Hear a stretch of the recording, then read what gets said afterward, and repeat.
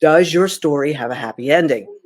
I like to teach you through analogy, through things that you're already familiar with, that the seven laws of the energetic universe, you've been living in them and aware of them since the moment you were conceived. And you were a master of them when you were physically born because you were not a thinker. You were not a language speaker. Your native language is emotion and feel within your own body that has never stopped serving you. So today we're going to talk about the analogy of driving your car. Now, everyone here is a master creator. So whether you're the invincible CEO of your life or the invincible CEO of your own business, or the combination of both, you take you everywhere you go. You are that drop of energy, and your energy goes out in concentric circles. So when you understand that these laws, the seven laws of the energetic universe, are working with you, that you don't need to understand them or have a PhD in them, and actually sometimes over understanding causes you to get stuck. So again, we've always given the example of gravity. You don't have to know the gravity formula. You don't have to know the scientific or the mathematical notations of how it works. You just know that you are on the ground, and that there is no concern whatsoever from you that you're going to go up in the air unless you're on something that puts you up in the air, like an airplane or a hot air balloon, right? But for the most part, you're not going to have to worry about your physical body floating up. Now, there are realities where that can happen, right? We can do that in a dream state. We can do that in an astral projection. But there are realities where you can do that. And when you are stuck in the reality that you've been given, you just want to look at it as an operating system. So, for example, when you get your phone, there are things on your phone. There's certain apps that come standard, but there's also a system that allows the apps to operate on, right? That's why you get all those updates all the time to update the system. So when you're born, these seven laws of the energetic universe are your operating system. But because most people don't understand them, and you've been conditioned to think a certain way, that each level of reality has its own rules, and know that all of these emotions is just energy in motion, energy in motion, that when you understand that it's meant to give you a point of focus that makes you feel alive, that it's just energy, whether you call it anger or frustration or happiness or enlightenment, it's just energy through a different filter. So where the master creator comes in is that you learn to tap into the energy, and then you choose what filter it goes through. So let's use the analogy of driving a car, and let's talk about it as consciousness. So let's say for the almost first 16 years of your life, your level of consciousness is a non-car driver. You're not allowed legally to drive a car, so that you don't. And you can do things that mimic it, like go on bumper cars at the amusement pier, or maybe drive a go-kart, or even get the feel of it in a video game, right? But for the most part, you are a non-car driver, and there is a rite of passage that you go through, ceremony. Now, when we said that the subconscious mind speaks and learns in three different ways. It learns through ceremony, such as getting your license, the whole process, through repetition, and through the feel in your body, right? So when you're learning how to drive a car, you first, in the paradigm here, you first have to learn it intellectually, when actually it's more you should go into the energy of it. But there's a pattern of what you have to do. So you go and you study for your permit test. That kind of gives an awareness of who's ready to take the next step and who's not, right? And sometimes you got to take it once and that's it. And sometimes you got to take it several times. But once you pass that permit test, then you are given permission to learn how to operate the vehicle. But you have to have that with somebody with you. And you take what you've learned in the book, and now you go into the experience of it, because experience is the most powerful teacher. It will teach you faster and quicker than ever learning in a book will. And you can learn how to handle being on black ice in the book, but it's not until you actually experience it that you truly understand what's being told to you. What good is being able to get 100 on the test of how to drive a car if when the actual time comes to do it, you forget or you freeze? So what we're saying to you is where truth is discovered, and your truth is through experience.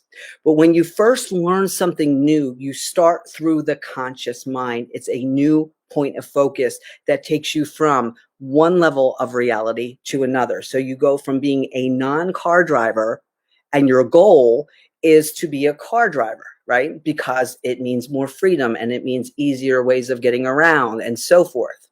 So the thing is, to be a non-car driver, not everybody wants to get their permit or license when they're 16, that there are standards of when people may be able to do the rite of passage, but really your experience depends on where you are in your life and what it is that you want. You're going to go from one consciousness to another, being a non-car driver to a car driver, and there's usually some type of desire there, whatever your reason is, and everybody's is different. There's going to be some that are the same. It's legit because it's you. So when you understand in making these changes in your life that you're at one place, you're at a jump off point and you want to get to an end game, and there's a process in between that you're supposed to enjoy. Because if you don't enjoy the process, you're not going to enjoy the outcome, or the outcome will have a little bit of excitement to it, but then it'll become ordinary very quickly until it's not.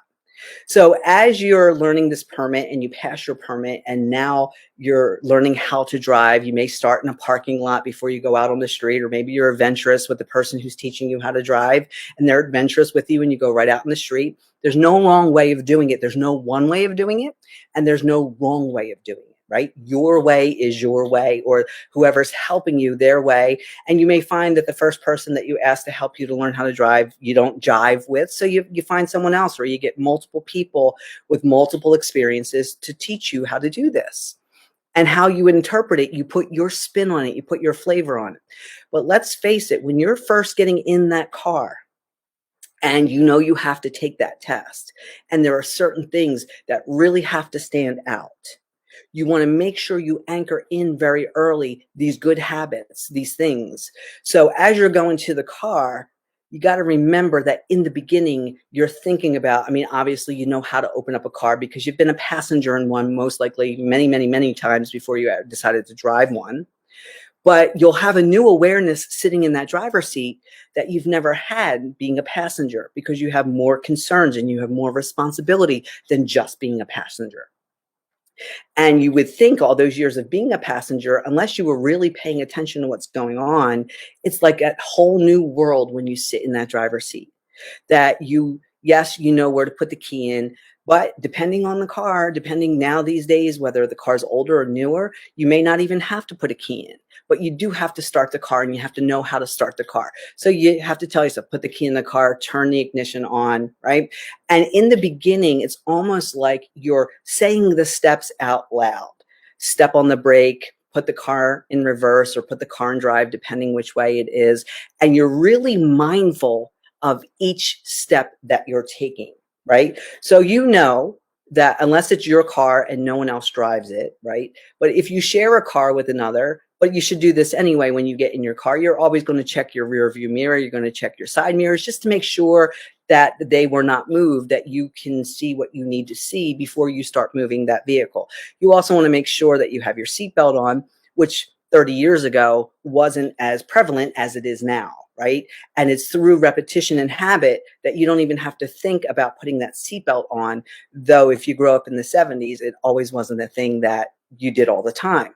But now we have more cars out there, and we cause for a change in consciousness of the collective that we want to be safe while we're driving. So in the beginning, when you're doing something new, the conscious mind is going to be there almost literally giving you a narrative. Put the key in the ignition, turn the ignition, 9 o'clock and 3 o'clock on the steering wheel. Step on the brake to back up, or even step on the brake to put the car into drive. And if you think about it, if you've been a driver for a while, and I'm not even talking about 20 years, even just a year or two, those things that you really had to pay attention to in the beginning are now second nature to you. You don't even think the words or think the thoughts. It's just this automatic pilot that you do, that when you understand it's your truth, and that what you think about, if it's your truth, there doesn't need to be much thought, because it's just this automatic thing That is how your subconscious mind is programmable, whether we're talking about driving a car, the food that you eat, whether you exercise or not, whether you have negative thoughts or positive thoughts. The same process works for everything.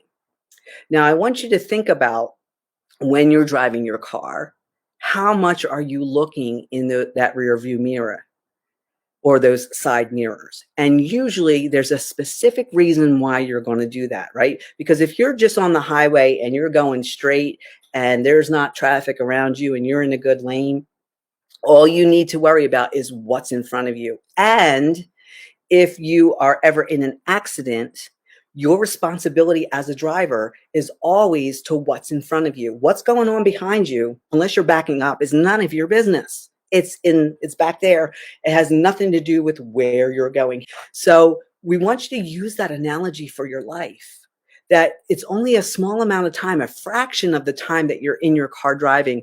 Are you looking in a rearview mirror? Most likely you're about to pull out and back up, whether it's a parking spot, a driveway, or if you're about to switch lanes on the highway, you're going to look at that rearview mirror. You're going to look at your side mirror, depending which sides you're going on. You're going to be aware of the things around you, but still your primary concern is moving forward. And we want you to use this analogy in your life. So when you were a non-car driver, there was something there that made you decide to up your consciousness level to being a car driver, because there was a benefit to it for you. More freedom. You're able to go further quicker. So many different great reasons why to drive. And when you learned in the beginning, and you know what the really cool thing is, that when that shift comes from it being a conscious mind activity where you really have to pay attention to every little thing, to now it just being a flow of things, you most likely don't remember that day. You don't remember the moment where it just became this thing that you were a car driver, and you can't remember the time that you weren't. And if you think about this, which is really powerful, is that when you become a car driver, and let's say you decide for whatever reason you move somewhere and you don't need to drive, maybe you move to New York City and it's just too expensive to have a car and to park it and so forth, that you don't do it for a year or 2 or 5, you never ever go back to being a non-car driver, right? Once you've upped that consciousness, whether you do the thing or not, you're still that person that if you needed to get into a car and drive, if you went and got a rental car, you would still know how to do it. Now, you might have to acclimate a little bit if it's different than the car that you're used to driving. But it's only temporary. If you go rent a car in a different city, if you're on vacation and you're used to a SUV, but you get a sports car, then you have to acclimate yourself. But it's just a small acclimation to something that you already know how to do. And when you use these analogies to picking a new goal, whether you want to have a $10,000 day in your business, or you want to bring 5 new high-paying clients into your business this month, it's the same thing. You already know where to start. You know where you want to be, and you got to figure out what needs to be done in between. Now, when you go to drive a car, you know where to get your manual. You know how to study it. It's really not that different for most people, depending maybe if you do a stick or an automatic. But what I think trips people up is that when you want to tap into a new goal of something that you haven't done before, that it seems like it's this big deal. If a $10,000 day is a big deal, if all you've been doing is having $500 days and they've been kind of hit or miss, but it's really no different. It's only the conscious mind who's trying to understand, because its level of existence has been not to be that thing. And now you're making this decision to go do this thing, and it has no idea, no point of reference, nothing to go on. So maybe you go and you get, you do some research online and you start to do things on your own, hit or miss. Let's face it, when you're learning how to drive, there's a reason why they require a licensed driver to be in the car with you, because they bring with you experience. And whether you decide to hire someone and go to a driving school, or you get a friend or a relative to do this with you, there's something there that will get you quicker to where you need to be in order to take that test. And whether it's in your personal life or it's in your business, That's the equivalent of hiring a coach, that they bring with them experience that you do not have, so that they can show you what mistakes you don't make. But what I see people doing, especially in business, is they hire a coach or they hire a program, and they only go into the program 40% of the time. And either then they say that the program's not working or it's not working for them. But what they don't realize is that they haven't done what they signed up to do. And if you really go into the essence of what's being shared with you, that when you're hiring a coach, whether it's for marketing or it's for accounting or it's for personal development, spiritual development, whatever it is, and you made this connection with this person, they could cut years and years and years off of what it is that you're wanting to do, because you won't make the same mistakes as them, but you'll have the experience they gained from making those mistakes, so you don't have to. Isn't that, if you're a parent, isn't that what you want to do with your children, right? There are certain things as a coach that I can explain to you. I can create programs and have it in writing and have it in video.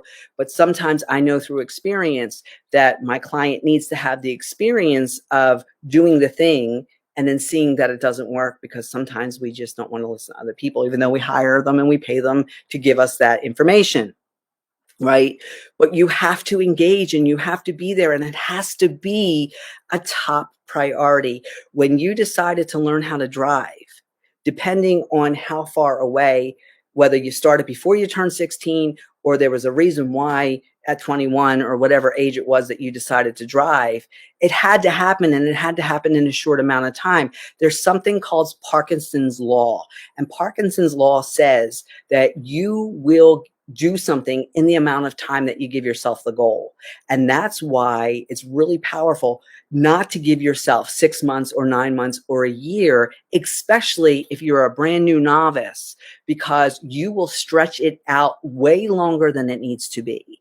And that's why bringing in a coach will help you immensely. And that's why I always say, regardless of what we're doing here, give me 3 months. You will be a different person in 3 months, whether we're talking nutrition, whether we're talking personal training, whether we're talking spirituality, energy work, or business. But you have to be a cooperative component. You actually have to show up and do the guidance, right? You have to really go and put in action, because if you just go and take the driver's test, but you don't get behind the wheel of a car, it's all conceptual. And even though you can't study or practice enough for everything, if you learn how to drive in the summer, but you have, snowy weather, you're not going to know until you get to that season to be able to practice that, right? And even though here in Pennsylvania, winter, really the chance of snow is really maybe 3-4 months, and it's inconsistent from year to year. We didn't have any this past winter. That you don't get the kind of practice you do, that if something blows out in the middle of the highway, you have more chance of that happening than having to deal with the snow. So those times you'll be a little bit more aware, because it's not an everyday occurrence. Even though you might have been driving for 20 years, you know when to bring more awareness into what it is that you're doing. And that's why this analogy is so powerful, because it doesn't matter if you're driving a car or taking your business to the next level, right? You are starting where you are. And if you're too much into the intellectual knowledge of it, hey, you may be able to get 100 on the test if you took a written test. But what good is getting 100 if you can't put it into actual experience that gets you results in your real life? And that's what an energetic experience alchemist does. Not only you'll allow yourself experiences of what you think will happen, but I can take you into experiences that will blow your mind, that will transcend the reality that you live in, so that you can understand you've been playing small, even if you think you've been playing bigger. Right? So just think about how much your life changes when you can drive a car, how much further you can get quicker. You can get there with public transportation, but you can get there quicker. And yes, now in this day and age of Uber, you can always order an Uber if that's what you want to do. But how nice is it that you have that option? You have those options. And the more you go into the energy and have these new experiences, that's exactly what's going to happen. More options that you couldn't even conceive are available to you. But where you are, you can't see that level. If you're here at consciousness and your coach is up here, he or she can see those things available to you, but they might seem like a pipe dream because you're down here. But if that coach is living that experience and can bring you to that experience, they are worth their weight in gold. And as you're deciding as a business owner what things you want to offer your clients, we want you to understand, you have to understand what your energy, what you're bringing to the table when you're designing your programs, but also when you're pricing, because we want to get you out of the mindset of pricing hourly and bring the pricing to what would that experience mean for the person who can't get there on their own. Because let's face it, folks, if you could get there on your own and you're not there, that means you're deliberately sabotaging yourself. Why would you do that? Why would you want something and then not allow yourself to have it? Well, simply because you don't have a happy ending for your story. But you didn't start learning how to drive a car and go and get your permit and then go take the test to fail over and over and over and over again. You did it so that you could pass the test, so that you could have the freedom to have a whole new world open up to you. And that's what going into the energy does. So even with my programs, if you come into my programs and you don't do the program and you don't show up for the sessions, you're only going to be a little bit tiny further than where you are. And it's going to seem like it doesn't work. But if it doesn't work, then how could I have been in business for over 20 years? Because it's when you bring both minds together. You need in the beginning the conscious mind that wants the change, and then either tapping into your own energy yourself, expanding the energy so your mind, your conscious mind can expand, because it can only expand in the energy that it's in. And most of the time, if you haven't taken yourself there, it doesn't mean you can't, you just haven't tapped into it yet. So then allow someone to come and guide you who has. And when you invest in yourself, the return on the investment that you will get, if you could do something with a coach in 3 months that would take you a whole year, and in that 3 months, you are getting that return on that investment, the 9 months that you would not be doing it yourself, wouldn't you want to hire that coach and do it in 3 months? And if you're going to hire a coach, whether it's me or someone else, those of us who really love what we do, there's nothing more exciting than getting someone over their finish line. We want you to not only hire us, but we want you to engage in the services that you actually hired us for, so that we can get the excitement of giving you those aha moments so that you can get over those finish lines. As a personal trainer, again, I can take you into the gym. I can show you the exercise. I can show you doing it the right way. I can show you doing variations of it. I can show you doing the wrong way. I can tell you what it feels like when you do it the right way. I can tell you what it feels like when you're doing the wrong way. But you got to actually pick up the weights and move them, because you can't get the results that you want by me just explaining it to you or you watching me. And the whole idea, you always got to remember, whether I'm in the gym with you, whether it's nutrition or whether we're doing your business, you should be getting immediate return on investment with that session, that you leave that session somehow changed, a bigger aha moment. But you're going to go and put something into action, because if you're just showing up for, and it may make you feel good, but you're not doing anything different with them. But it's when you take the energy and you put it into action, you get out of your mind and go into the good feel, the emotion, energy in motion, that you go to a higher level of consciousness. Neutrality is a higher level of consciousness than anger. And as I said before, fear is a wonderful thing because it makes you feel alive. It feels like your body is about to explode, and it's just like, oh, I can't believe this is about to happen. But once you do it and you get on the other side of it, you look back and go, what the heck was I so afraid of? This was amazing. You may never do it again, but at least you gave yourself the opportunity to have the experience. So it's the equivalent of going to an amusement park and wanting to ride the roller coaster, and knowing you see the people coming off and they're laughing and they're smiling and they're having thrills, and you watch it over and over again. You're not going to get the same experience just showing up and watching and not actually getting in line and getting on the roller coaster. You came here for the, oh my God, I can't believe I'm doing this, right before you go over that first hill. And then once you get past that first hill, you're just in the thrill of being on the roller coaster, right? So, when we go back to the car analogy, let's say your car gets a flat tire or you have to put it in the shop for a checkup and you don't have your car, and you go back and you have that just small little glimpse of what it's like not to be able to walk out your door and have your car right there. And it reminds you of the limitations of not being a car driver, even though you'll never, ever not be a car driver again. You just don't temporarily have your car.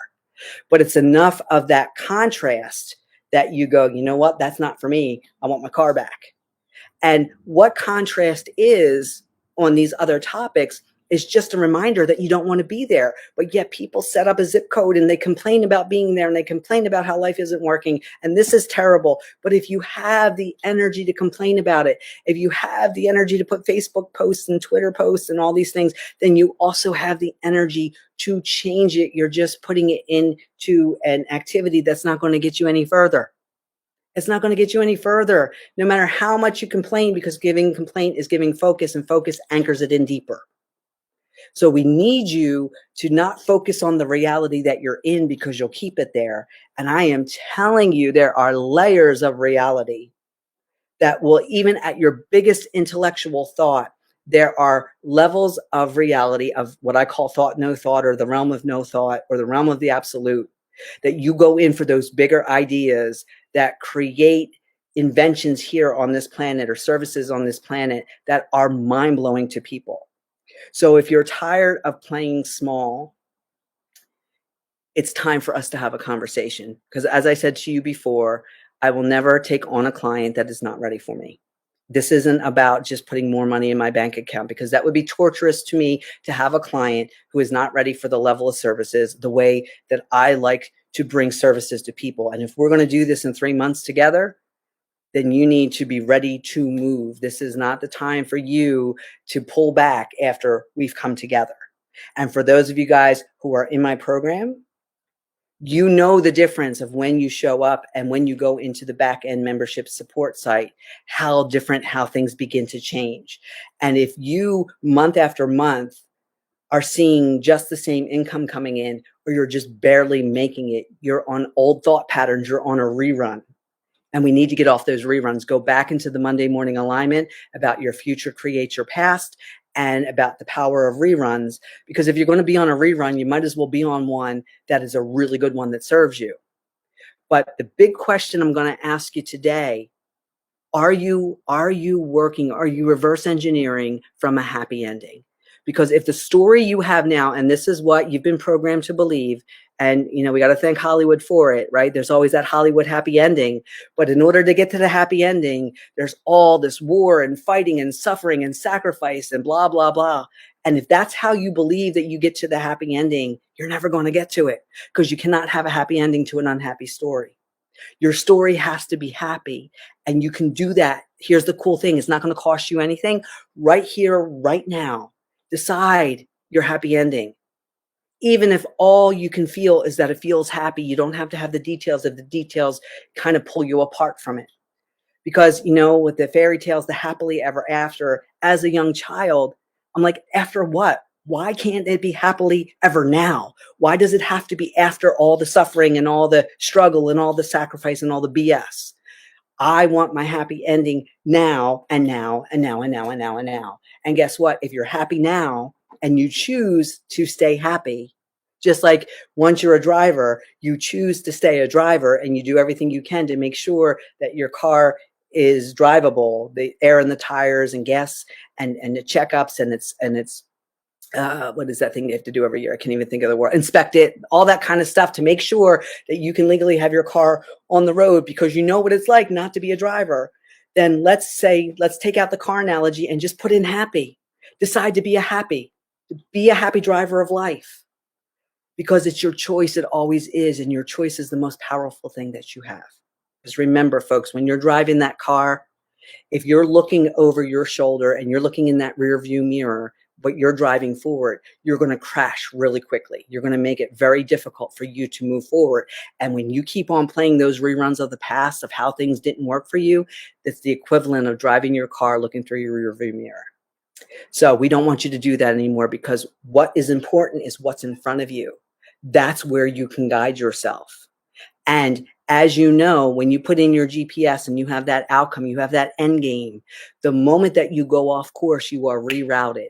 Your energy does that for you all the time. All the time it does that. But that's another thing of having a really great coach in your course, because if you can't realize it within yourself, your coach is like your second GPS for you to remind you, you want to move forward. This is where you want to go. Stop looking back there. You are the Invincible CEO, the Chief Energy Officer of your life and your business. My name is Dede Powerniak, and I am the CEO's secret weapon, and I am an energetic experience alchemist, and I will get you to experiences in such a short time that will blow your mind. You would be crazy not to sign up for a consult. Have a good one, guys. I'll see you next time.